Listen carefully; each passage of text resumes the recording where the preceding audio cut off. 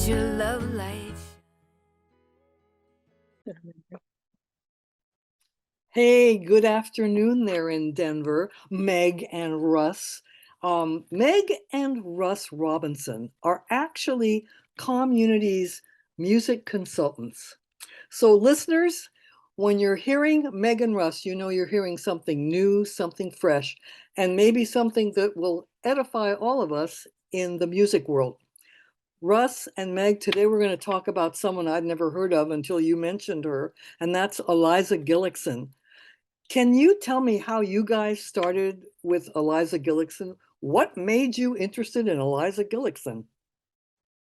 Well, a good friend of mine's sister broadcast on an NPR station out of Delta, Colorado, and also Paonia, Colorado, a once a week program called Just Us.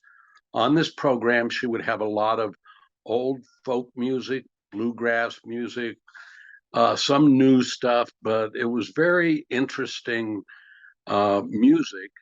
She had Eliza on almost every week, one or two of her songs from her album 2020.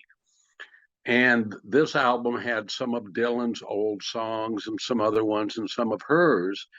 And we listened to it and found it so interesting, her voice so good, that we investigated her a little bit more by going down to a record shop called Twist and Shout, picking up one or two of her albums and listening to them and just finding what a wonderful artist she is. Yes. Gorgeous voice and wonderful lyrics, amazing lyrics. Yeah, I noticed that listening to a couple of the songs. Wow. Yes, this one critique on her on this album called It's a Beautiful World, which she put out back in about 2005, I think it was, might have been a little bit later or even earlier, was considered to be kind of a protest album. And all the songs, almost all the songs on it are her own written songs. And her, the person who critiqued her said that her voice seemed to be that of a multi voice between Lucinda Williams and Sheryl Crow, which are two wonderful female singers also. Yeah. And you know, Megan Russ, I noticed when I was listening to her, there was something haunting. And what I really liked is that she got, she made her songs intimate really easily. And I think that there's I don't know what quality makes that possible, but somehow it's like a communication that she has with her listeners. And I felt it was, you feel moved by her music. Oh, very definitely. You do. And we were fortunate enough to see her in concert in a very small venue here in Denver just a couple of weeks ago. And she does the same thing when she talks in between her songs. She connects with the audience like she's sitting in the room with just you. Yeah. Yeah. There's a trick to that. Yeah, sure is. That's really great. Well, let me tell our listeners a little bit about Eliza Gillickson because I knew nothing. And I know that her genre is pretty much folk and bluegrass. She was born in Hollywood, California in 1950, and that makes her about almost 73. And today she's a Taos-based, Taos, New Mexico-based folk musician.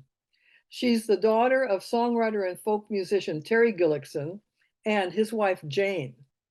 Her brother is guitarist Tony Gillickson, who played with the Los Angeles-based bands Lone Justice and X.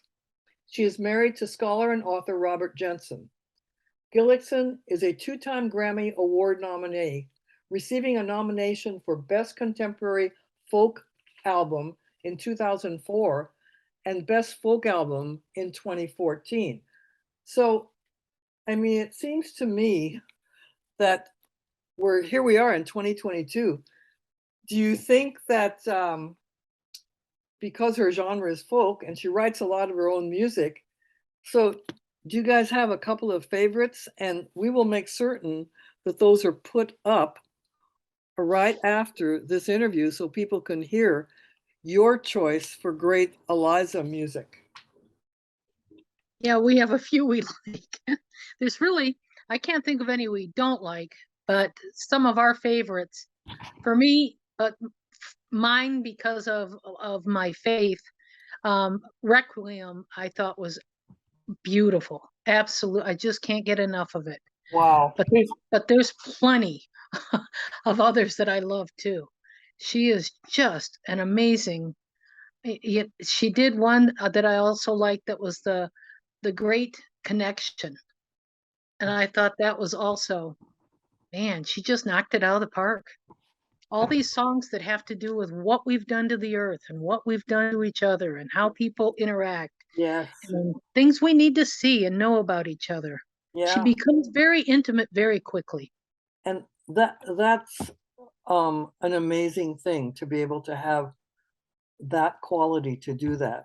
How about you, Russ? Is there anything that really stands out that you could listen to over and over and over? Well, almost every one of her songs, but I think probably my two favorite at this point right now are Bristlecone Pine and Before the Great River Was Tamed. And those are both on her new CD album, The Wind River. Yeah, and I was surprised. She just released that in 2020 or 2022. Yeah. I mean, so that's a brand new album. And I have to say, I haven't heard all of her music, but I listened to that entire album and it was gorgeous. Oh, it is. And then also Beautiful World off that album that came out in 2005 is also, that's another one of those albums that almost every song on it is so thought-provoking. Yes. Yeah. But, you know, to me, she has her words make you think, or the empathy of what she is saying seems to resonate. Yes. Yeah. And her lyrical ability, her writing, the way she puts sentences and concepts together is amazing. She's just yes. Yeah. She's so vivid. Yes, exactly. So I noticed that quite a few of her recordings were recognizable from the 50s and 60s and 70s. Has she appeared with any other folk singers? Like, have you seen her you have seen her in concert? And at this particular point, how many of her albums do you have? Oh, I think right now we've got about 6 or 7 of them. Uh-huh. Wow. And as far as I know, she has never been a introduction artist for any really well-known musicians. Right. She seems to be her own, her own headliner from what I've seen. We did see a Austin City Limits performance of hers, which was so unique because when they were showing the other people on stage with her, her grandson was down on the side doing some coloring on the floor, not right next to her, but pretty close, but here it was such a comfortable situation. Yeah. Yeah. I think I might have seen that. Is it a DVD? It might be on. Yes. I took a look at that and I noticed that everybody in the audience seemed really, really relaxed. And that says something for a performer to be able to relax us in 2022 when hardly anything is relaxing. Yeah. So, yeah. Hey, in in your opinion, and I'm kind of moving out here a little bit, what makes music good? I mean, what makes you want to listen to certain performers and maybe not others? You know, I like listening to all music, but some have the ability, you're it's like you join them on the journey. You're not just listening, you feel a part of them. You feel what they're talking to you about. They connect you with something within yourself that is important to you. Yeah. And she has that ability.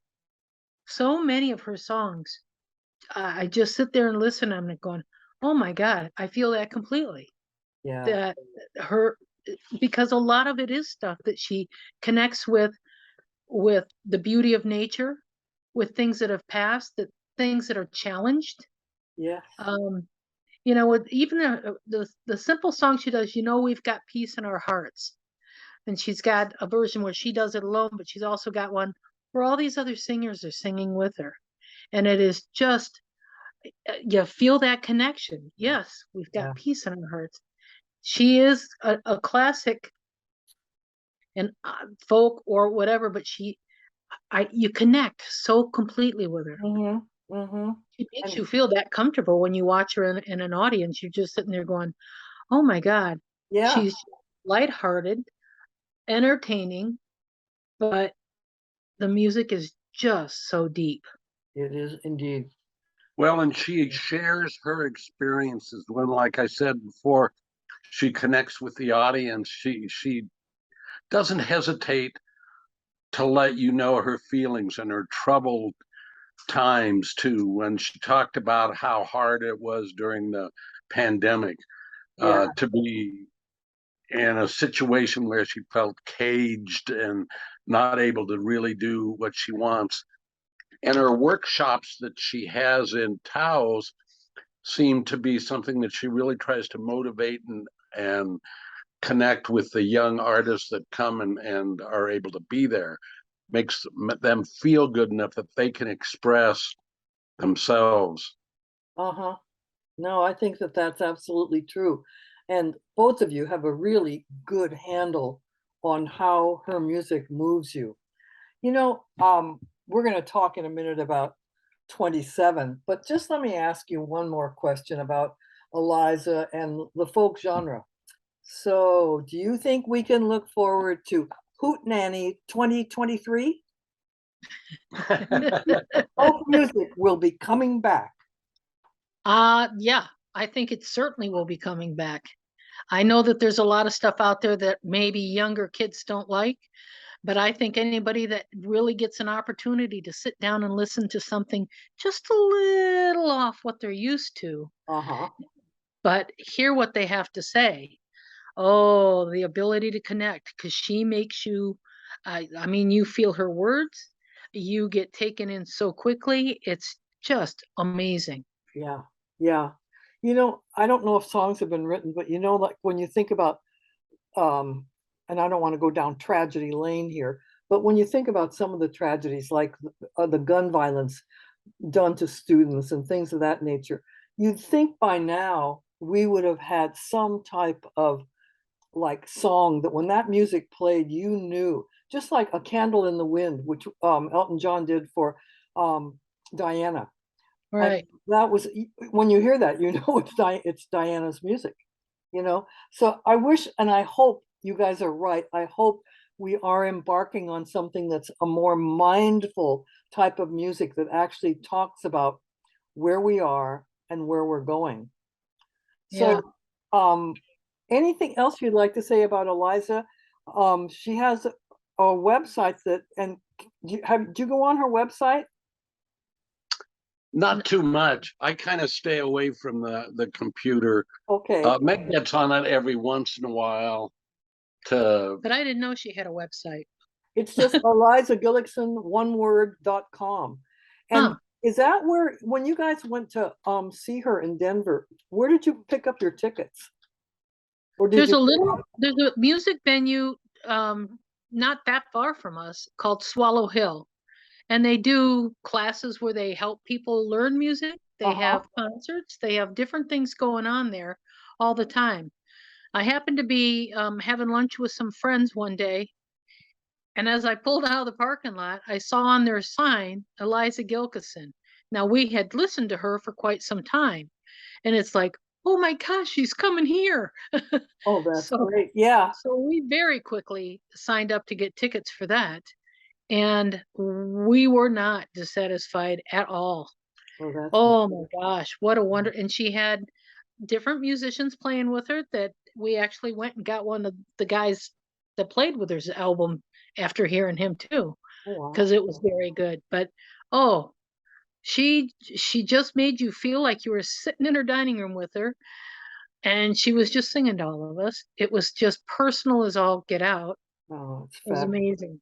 That's And great. after it was over, she was down right there uh, at the main entrance area at a table where you could talk to her for a couple moments and get some of the albums that you wanted of either hers or the guy that was playing with her, Yeah. a guy by the name of Don Richmond.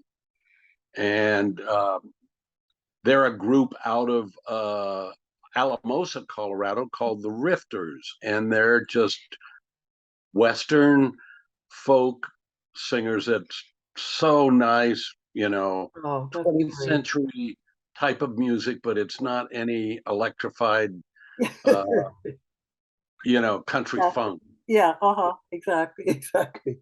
Well, let's just kind of switch directions right now. And there was another group that you told me about that I had never heard of.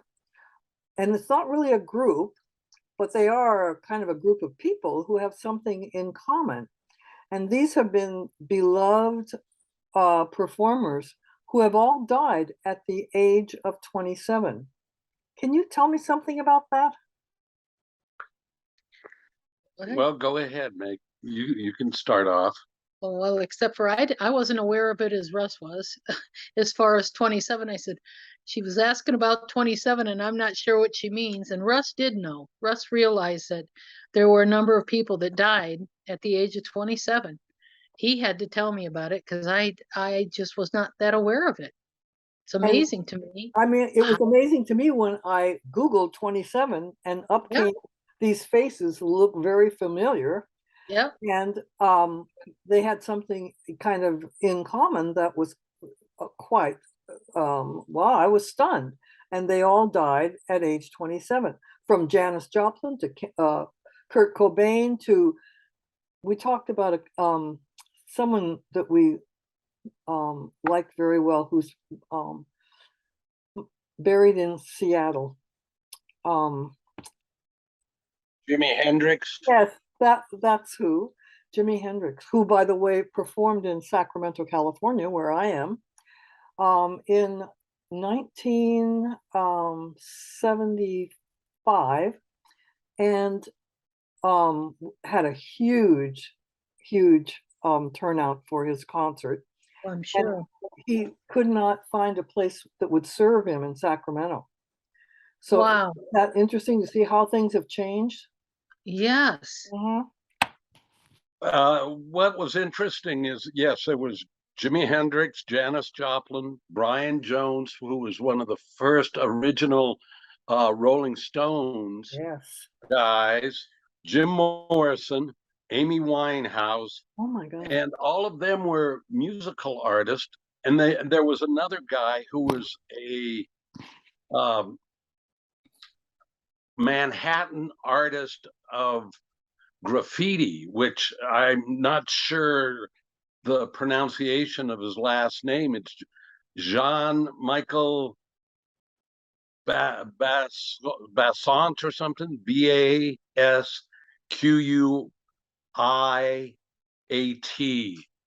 And I'm taking a wild guess there. What? Basquiat or something like that. that's probably it. And I did not know anything about him being one of the 27 and Googled it and found out that he was one of those that did the street art Oh on yes. buildings and different things like that. And he was one of them that died at the age of 27. They mentioned in the Wikipedia thing that sometime here in the last year, one of his art things Pieces. that he pieces had sold for $110 million. Oh my God. Yes. Yeah. Oh my God. Unbelievable. Isn't that And something? Oh, yeah. just absolute beautiful. What they did show also on the website was his, different graffiti art that had been done, and how that was at a time when there weren't a lot of that being done. Now Right. you see it being done on buildings, railroad cars, Yeah. anywhere Yeah. and Yeah. everywhere. Yeah.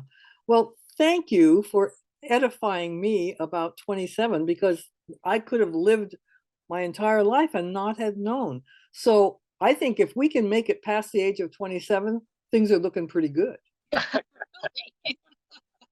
And thinking of pretty good things, I want to thank you both for being with us today and for sharing your knowledge about Eliza and also talking about 27. And I hope that you will consider coming back again soon because we've got other folks to talk about and other music to listen to. Thank you, Meg and Russ. Wish I could have seen it before the white man came,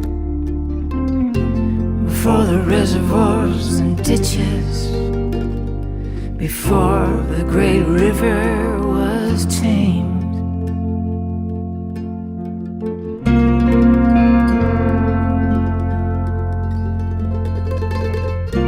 I see the pastures and the fields as I head back into town.